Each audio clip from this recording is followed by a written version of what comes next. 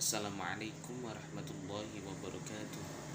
Izinkan dari kelompok kami, yakni kelompok 7 yang beranggotakan 4 orang, diantaranya yang pertama Mbak Eka Prasetyaningsih, yang kedua Mbak Heni Puspitasari, yang ketiga Tasya Lailatul Maghfirah, dan yang terakhir Ani Husnul Barok. Di sini kelompok kami akan mempresentasikan makalah kami yang bertemakan supervisi tenaga kependidikan pada mata kuliah supervisi pendidikan yang diampu oleh yang terhormat beliau Pak Ma'as Sobirin. Untuk menyingkat waktu, saya persilahkan pada pemateri yang pertama. Waktu dan tempat saya persilahkan. Yang pertama, pengertian tenaga kependidikan. Tenaga kependidikan adalah anggota masyarakat yang mengabdikan diri dan diangkat untuk menunjang penyelenggaraan pendidikan, di mana di dalamnya termasuk pendidik. Tenaga kependidikan juga mencakup pimpinan suatu pendidikan, pemilik satuan pendidikan non-formal, pengawas satuan pendidikan formal, tenaga perpustakaan, tenaga laboratorium, teknisi sumber daya, tenaga lapangan, tenaga administrasi, psikolog, pekerja sosial, terapis, tenaga kebersihan sekolah, dan tenaga atau sebutan lain untuk petugas sejenis yang bekerja pada satuan pendidikan. Yang kedua, ruang lingkup supervisi tenaga kependidikan. Tugas kepala sekolah dalam melaksanakan supervisi terhadap tenaga kependidikan yang ada di sekolah adalah sebagai berikut. Yang pertama, tenaga administrasi sekolah, disingkat menjadi TAS. TAS yang ada di sekolah diantaranya adalah kepala tenaga administrasi sekolah, pelaksana urusan, petugas layanan khusus. Yang kedua, tenaga perpustakaan yang ada di sekolah adalah kepala perpustakaan, tenaga perpustakaan. Yang ketiga, tenaga laboratorium.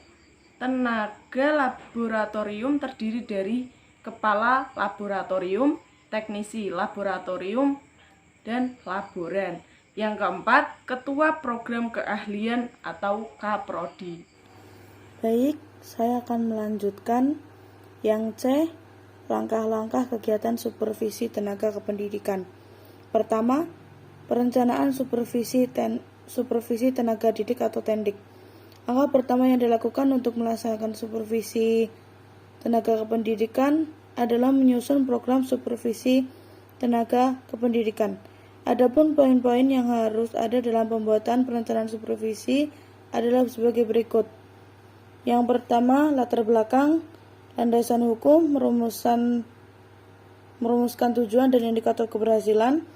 Yang kedua, hasil supervisi tahun sebelumnya. Yang ketiga, menetapkan sasaran dan jadwal. Yang keempat, memilih pendekatan, teknik, dan model. Yang kelima, memilih dan menetapkan instrumen. Untuk yang selanjutnya, pelaksanaan supervisi TENDIK. Ketentuan dalam pelaksanaan supervisi TENDIK sebagai berikut. Supervisi TENDIK dilaksanakan oleh kepala sekolah. Supervisi TENDIK dilaksanakan di tempat TENDIK melakukan pekerjaan. Kepala sekolah meminta TENDIK untuk memaparkan hasil kinerjanya. Pemaparan difokuskan pada komponen-komponen yang terdapat pada instrumen. Kepala sekolah melakukan pengamatan terhadap bukti-bukti fisik yang disajikan TENDIK. Kepala sekolah melakukan informasi dan meminta penjelasan hasil kinerja TENDIK yang bersangkutan. Kepala sekolah melakukan pencatatan hasil supervisi. Kepala sekolah menyampaikan hasil catatan.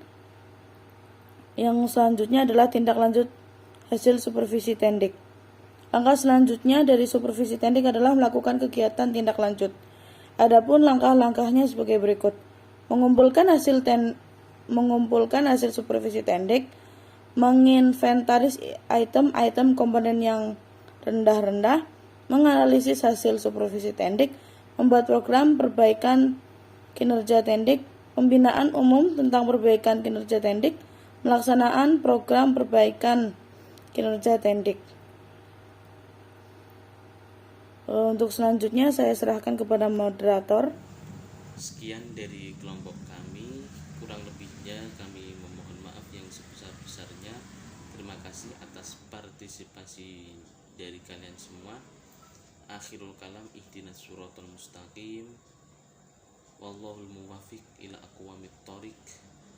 Wassalamualaikum warahmatullahi